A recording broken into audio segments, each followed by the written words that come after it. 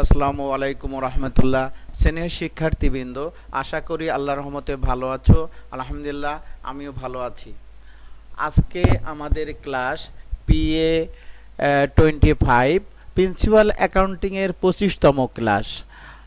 Subject adjusting entries related of adjusted trial balance, adjustment entries related of adjusted trial balance, সমন্বিত রেয়ামিল সম্পর্কিত সমন্বয় জাবেদা।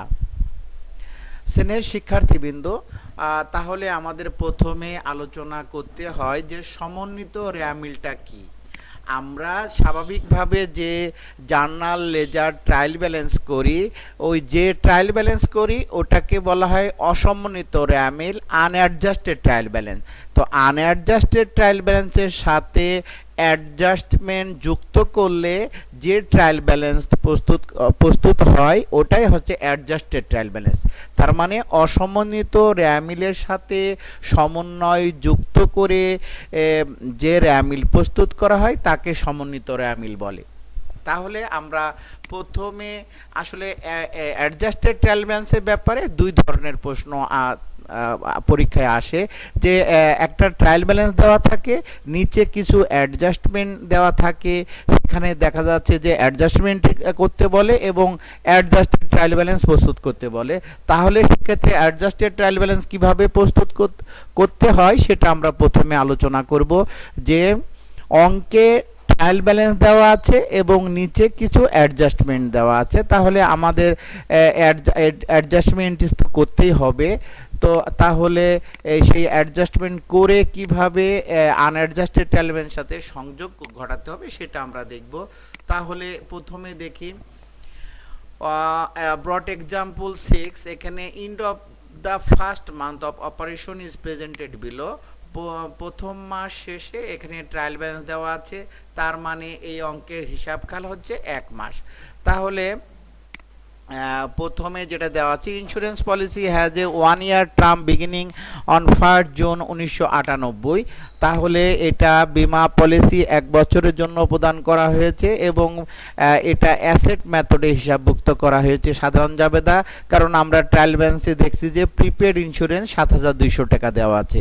যেহেতু 1 বছরের জন্য প্রদান করা হয়েছে এবং অ্যাসেট দেখানো হয়েছে, তাই এখন যে 1 মাস উত্তীর্ণ হয়ে গেল সেই জন্য এক্সপেন্স দেখাতে হবে।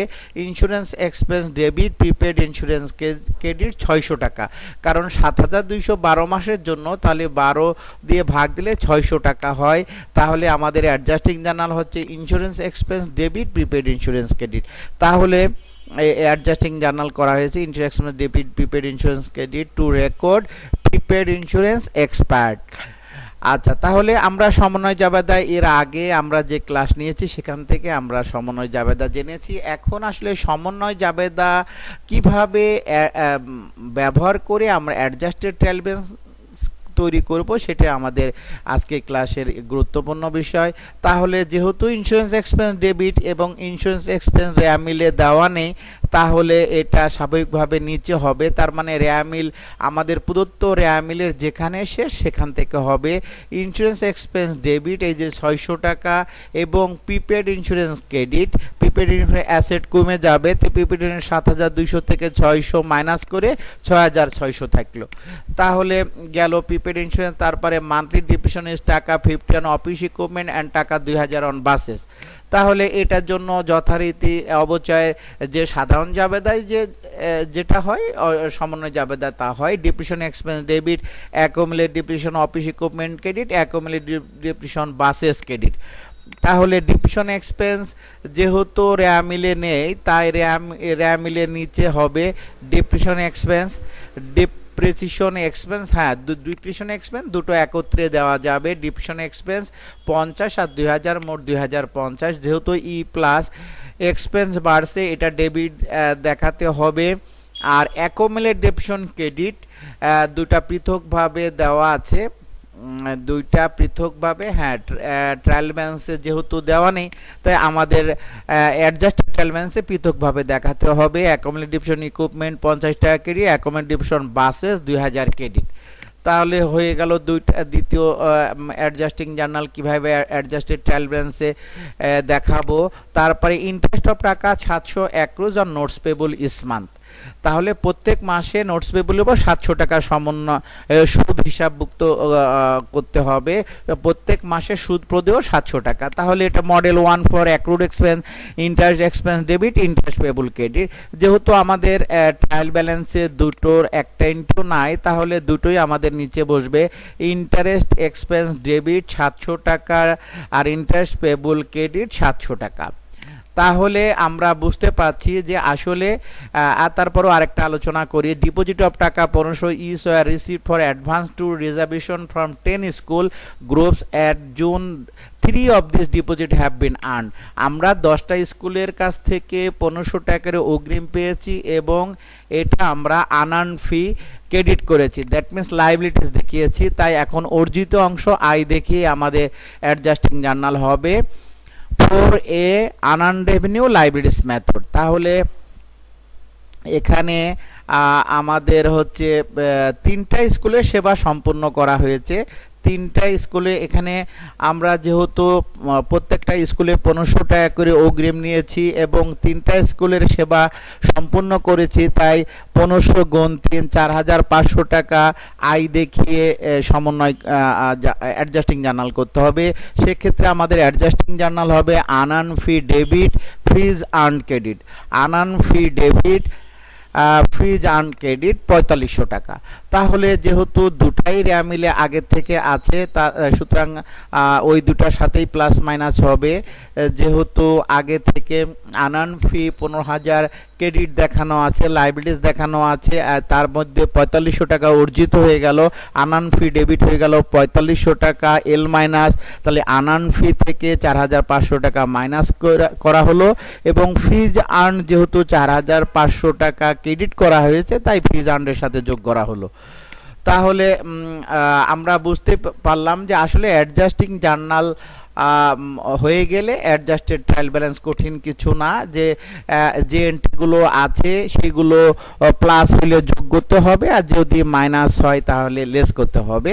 আর যদি আর যেগুলো যে এন্ট্রি আগে থেকে আছে তার সাথে প্লাস মাইনাস হবে, আর যেগুলো নতুন করে তাহলে ডেবিট হলে নিচে দেখাতে হবে ডেবিটে টাকা পোস্টিং করে, আর যদি ক্রেডিট হয় তাহলে ক্রেডিটে টাকা পোস্টিং। তাহলে আমরা এখন জানলাম যে ট্রায়াল ব্যালেন্সের সাথে কিভাবে অ্যাডজাস্টমেন্টটি সংযোগ করে অ্যাডজাস্টেড ট্রায়াল ব্যালেন্স প্রস্তুত করতে হবে। এখন আমরা একভাবে পরীক্ষা আছে, আরেকভাবে আসে যে দুইটা ট্রায়াল ব্যালেন্স দেওয়া আছে পাশাপাশি, সেটা আমরা উদাহরণ 13 দেখব। দুইটা ট্রায়াল ব্যালেন্স দেওয়া আছে, একটা হচ্ছে আনঅ্যাডজাস্টেড ট্রায়াল ব্যালেন্স আর একটা হচ্ছে অ্যাডজাস্টেড ট্রায়াল ব্যালেন্স। এই দুটা ট্রায়াল ব্যালেন্স কম্পেয়ার করে আমাদের অ্যাডজাস্টমেন্ট করতে হবে। আমরা আগের উদাহরণে জানলাম যে সাধারণ জেনারেল জার্নাল, লেজার এবং ট্রায়াল ব্যালেন্স করে যে ট্রায়াল ব্যালেন্স দেওয়া থাকে সেটাকে বলে আনঅ্যাডজাস্টেড ট্রায়াল ব্যালেন্স বা বিফোর অ্যাডজাস্টমেন্ট ট্রায়াল ব্যালেন্স। তার সাথে অ্যাডজাস্টমেন্ট যোগ করলে অ্যাডজাস্টেড ট্রায়াল ব্যালেন্স পাওয়া যায়। তো এখানে আমাদের এই অঙ্কে দুইটা ট্রায়াল ব্যালেন্স দেওয়া আছে, এখান থেকে কিভাবে অ্যাডজাস্টমেন্ট এন্ট্রিজ করতে হবে সেটা আমরা জানব। তো আমরা আগের অঙ্কে দেখলাম যে বিফোর অ্যাডজাস্টমেন্ট বা আনঅ্যাডজাস্টেড ট্রায়াল ব্যালেন্স দেওয়া আছে, তার সাথে অ্যাডজাস্টমেন্ট এন্ট্রিজ যোগ করে অ্যাডজাস্টেড ট্রায়াল ব্যালেন্স প্রস্তুত করেছি। তাহলে ঠিক একইভাবে আমরা বলতে পারি যে আনঅ্যাডজাস্টেড ট্রায়াল ব্যালেন্স এবং অ্যাডজাস্টেড ট্রায়াল ব্যালেন্সের পার্থক্যই হচ্ছে অ্যাডজাস্টমেন্ট এন্ট্রিজ। তার মানে আমরা যেমন জানি যে আসলের সাথে সুদ যোগ হয়ে সুদ আসল পাওয়া যায়, আবার এটাও বলা যায় সুদ আসল থেকে আসল বাদ দিলে সুদ পাওয়া যায়।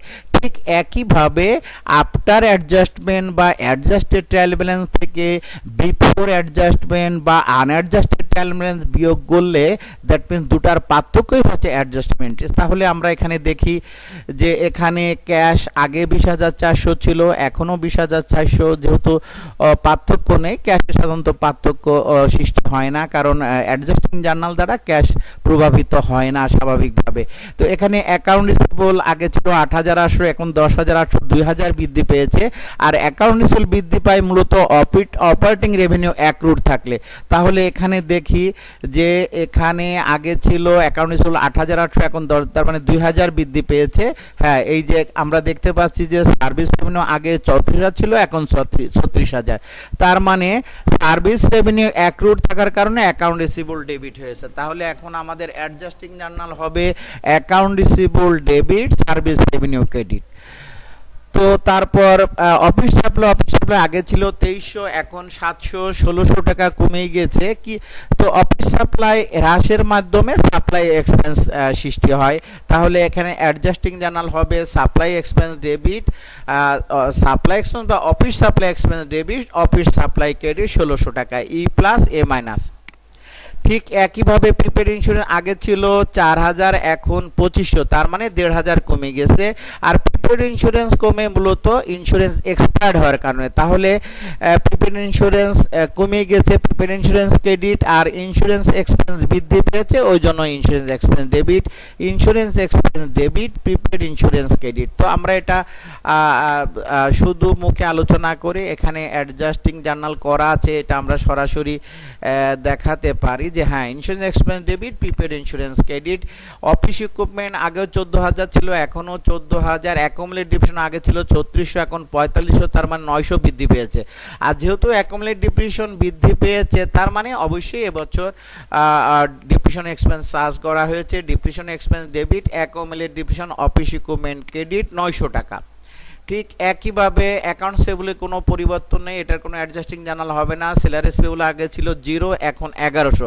সেলারিস পেয়েবল দায় বেড়েছে। সেলারিস পেয়েবল দায় কী জন্য বাড়িয়েছে? অবশ্যই স্যালারি এক্সপেন্স ধার্য করা হয়েছে। তাহলে salary expense debit, salaries payable credit 1100 টাকা। তারপরে আনআর্ন রেন্ট, হ্যাঁ আনআর্ন রেন্ট আগে ছিল 1500, লাইবিলিটিস দেখানো ছিল, এখন 600, তার মানে 900 টাকা হ্রাস পেয়েছে। আর 900 টাকা হ্রাস পাওয়ার কারণে রেন্ট রেভিনিউ বৃদ্ধি পেয়েছে। হ্যাঁ, এই যে রেন্ট রেভিনিউ আগে ছিল 11,000, এখন 11,900, তাহলে আমাদের 900 বৃদ্ধি পেয়েছে। আয় বৃদ্ধি পেয়েছে কিভাবে? দায় হ্রাসের মাধ্যমে। তাহলে unearned rent debit, rent revenue credit হচ্ছে 900 টাকা। তাহলে শ্রেণীর শিক্ষার্থীবৃন্দ আমরা জানতে পারলাম যে কিভাবে আনঅ্যাডজাস্টেড ট্রায়াল ব্যালেন্সের সাথে অ্যাডজাস্টমেন্ট যোগ করে কিভাবে অ্যাডজাস্টেড ট্রায়াল ব্যালেন্স প্রস্তুত করতে হয় সেটা জানলাম। আবার পরবর্তীতে জানলাম যে অ্যাডজাস্টেড ট্রায়াল ব্যালেন্স এবং আনঅ্যাডজাস্টেড ট্রায়াল ব্যালেন্স দুটি যদি দেয়া থাকে, দুটা কম্পেয়ারলি তুলনা করে কিভাবে অ্যাডজাস্টিং জার্নাল করতে হবে। পরীক্ষায় যে কোনোভাবে আসতে পারে, দুটোই পরীক্ষায় ইতিপূর্বে এসেছে।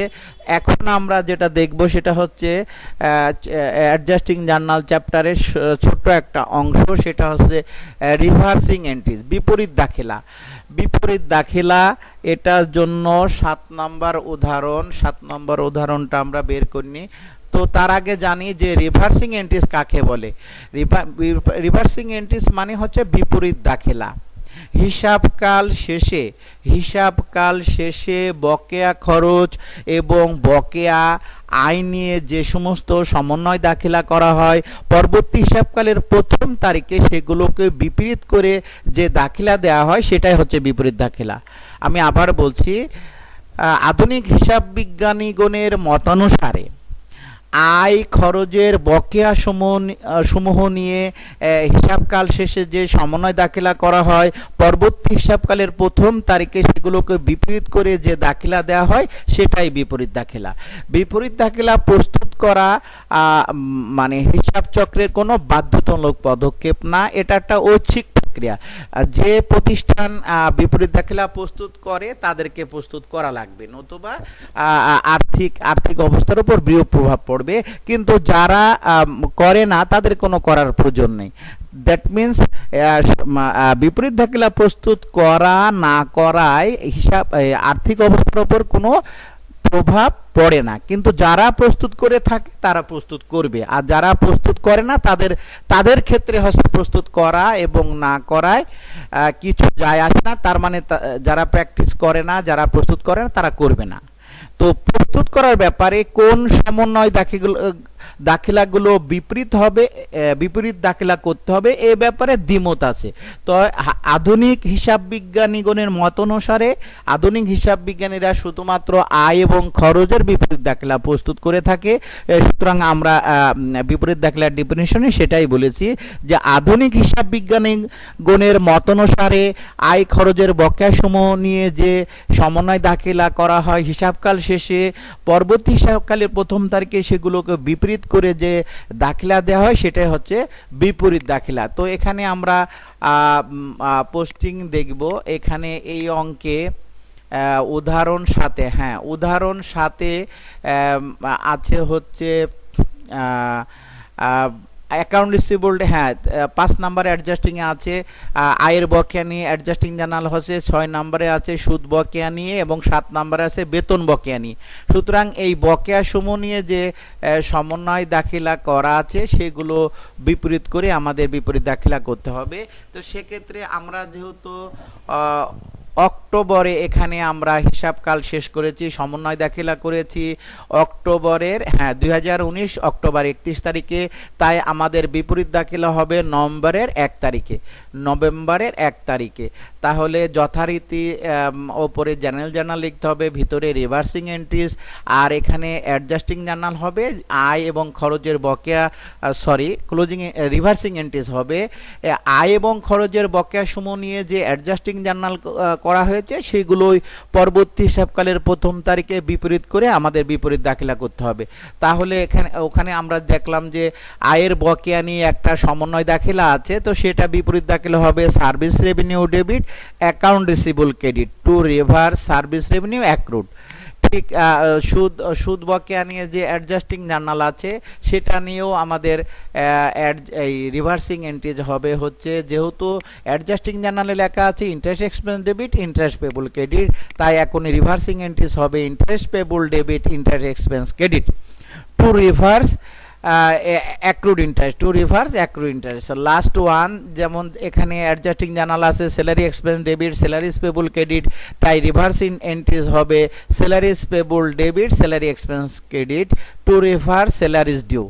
তো সিনিয়র শিক্ষার্থীবৃন্দ, আমরা আমাদের আজকে টার্গেট যেটা ছিল যে adjusting entries related of adjusted trial balance এবং সাথে আমরা অ্যাডজাস্টিং প্রসেস চ্যাপ্টারের ছোট্ট একটা অংশ আমরা আলোচনা করলাম। তো সবার সুস্বাস্থ্য এবং মঙ্গল কামনা করে আজকের ক্লাস শেষ করছি। আসসালামু আলাইকুম।